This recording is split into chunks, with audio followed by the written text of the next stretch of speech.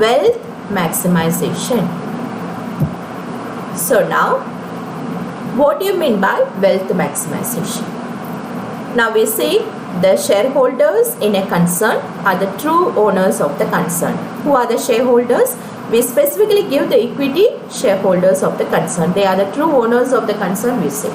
So now, what do you mean by this wealth maximization is the net present worth maximization. Net present worth maximization means what? The term value of money gives an idea about the net present worth maximization. That is, a rupee receipt today is more valuable than a rupee receipt tomorrow, in the sense when there is an increase in the net present value of the firm, then there will be more amount of funds generated for the firm, and thereby they can satisfy the wealth or the needs of the shareholders, equity shareholders, who can stay back in the firm for a long period of time. So how the net present value can be identified? Having a consensus between the cash inflows and the cash outflows. This is a very detailed chapter. You'll be going in depth in detail in the later classes. But what do you mean by wealth maximization is, it will create an interest in the minds of the shareholders, so that when there is an increase in the net present worth of the firm, when the capital is employed in the firm, it creates profitability, and so that through this profitability it can increase the wealth of the shareholders through the cash inflows and outflows having a balance, then naturally the shareholders will stay back in the concern for a long period of time. So what do you mean by this? When I want to say about the specific idea, the value of the firm increases. How the value of the firm increases?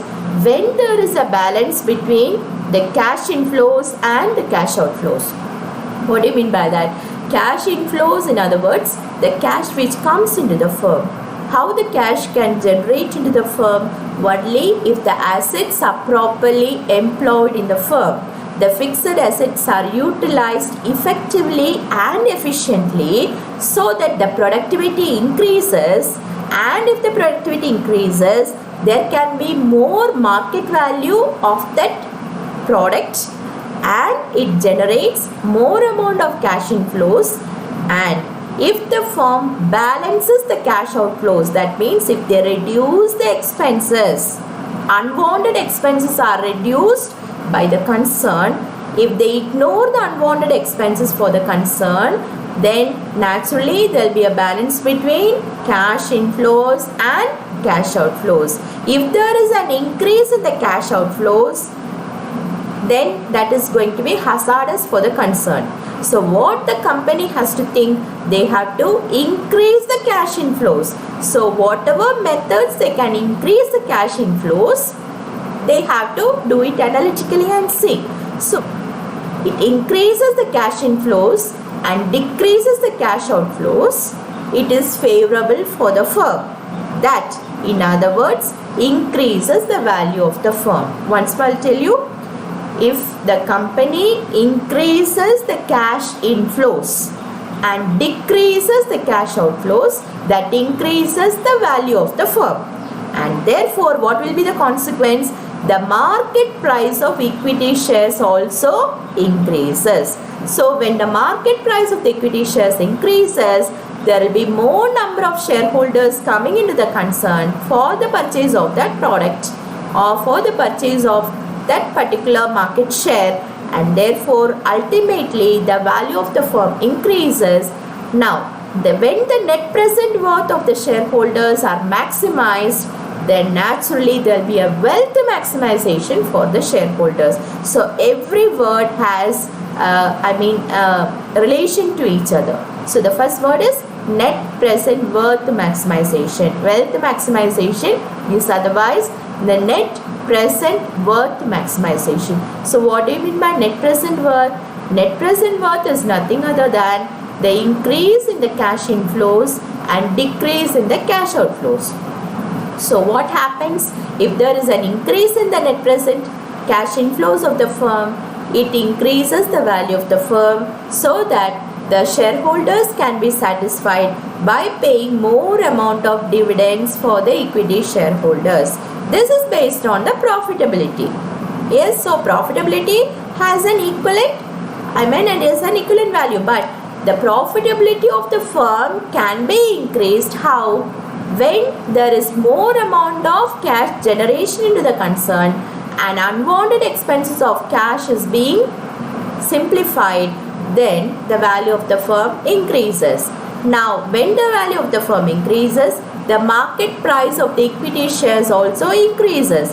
When the market price of the equity increasing trend, more shareholders, more equity shareholders come into that concern so that they can be paid more amount of dividend, as well as that increases the maximum wealth of the shareholders, because they can stay, the equity shareholders can stay in that particular concern, believing that concern or trusting that concern for a long period of time. So this is what is meant by wealth maximization.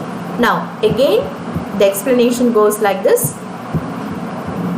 Wealth maximization is taken into consideration. What all is happening is due consideration is given to time value of money. That means if in the initial year the equity shareholder gets a good amount of dividend, that can be reinvested, or that becomes an opportunity for the equity shareholder again to increase his wealth. So here the time value of the money plays a vital role. Next, the risk and uncertainty are analyzed. Only through wealth maximization, the company analyzes about the risk and uncertainty. For example, if the company is having 4 projects, now that company can analyze about if the company is going to take the first project, what will be the risk, second project, what will be. So the frequency of the risk can be analyzed in these 4 projects, and which gives them the better returns or the best returns the company can take into consideration while analyzing about the feasibility of the projects. So that happens in the concept of wealth maximization. So time value of money can be considered, risk and uncertainty can be considered. If risk increases, naturally the return also increases. There is a direct relationship between risk and return, but how the concern is going to take up that risk, that is the question. So the concern has to analyze about the cash inflows and the cash outflows if the risk is to be considered. So that can be determined in wealth maximization. That is about the second aspect. Next one, uncertainty and time period are greater, higher interest rate will be used to calculate the present value of expected future cash benefits. Here 3 points are important. When uncertainty and time period are greater, higher interest rate will be used to calculate the present value of expected future cash benefits. This point we can see in time value of money in the chapters. So here what they say is that they'll be using an interest concept known as interest rate concept known as the discounting factor. So the discounting factor serves as a major tool in determining the future cash benefits. In later classes we can see about this, but the idea is when the time period is more, the time value of the time period is more, then higher interest rate will be used to get future cash benefits. The present cash benefits can be determined with the discounting factor named as the interest rate, which will determine to give better returns. That is the idea. So this concept uses cash flows. So wealth maximization, the main idea is about the net present value of cash inflows and cash outflows. So in later chapters we'll go in depth in this. Okay, so the time value of money gives us a full detailed idea about how the discounted factor can be applied in determining the time value of money. With that, other chapters can be taken into consideration.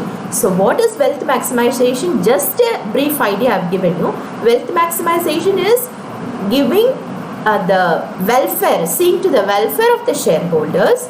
How the welfare of the shareholders can be done is by employing the assets to generate more productivity, so that increasing the value of the firm by giving more market share value in a particular market, I mean the stock markets. So this comprises of the cash inflows and outflows, where this is completely absent in profit maximization. So when you take up the idea of profit maximization, wealth maximization, which is the best for development of a concern, or which stays to the concern to the peak, is to make a comparison between the profit maximization and wealth maximization. So this gives an idea about which is the most efficient way. Now, in profit maximization, we saw that the company or the firm will be looking only to the total profit. It does not account the risk. It does not consider earning price per share. It is a part of wealth maximization. We can tell like that. It does not consider dividend paid or return to shareholders. So these are the concepts which are completely absent in profit maximization. Now, what the same which are absent in profit maximization is present in wealth maximization. What is present in wealth maximization? It considers all future cash flows. As I told you, cash inflows and outflows. When there is going to be more inflows and less of cash outflows, that increases the present value of the firm in the market. Okay, so next, considers dividends earning per share, so that when there is dividend earnings per share, when regularly the company generates income for the shareholders in the form of dividend, the company is able to give a stable income, then more number of shareholders enter into that particular firm, and therefore there should be a managing between risk and returns. That is there. So more amount of risk leads to more amount of returns. Higher the risk, higher the returns. Less the risk, less the returns. That can be valued only in wealth maximization. That is what is being said. It is an operational and objective approach. It will be working out when they are going to take up more amount of risk, then naturally the expectation of the equity shareholders will be more. They want more amount of dividend, because the company is able to take more amount of risk, so that the company can get more returns. That will be the idea behind the shareholders. Therefore, they expect more amount of returns in the form of, equity dividends. Therefore, this can be identified only in wealth maximization concept.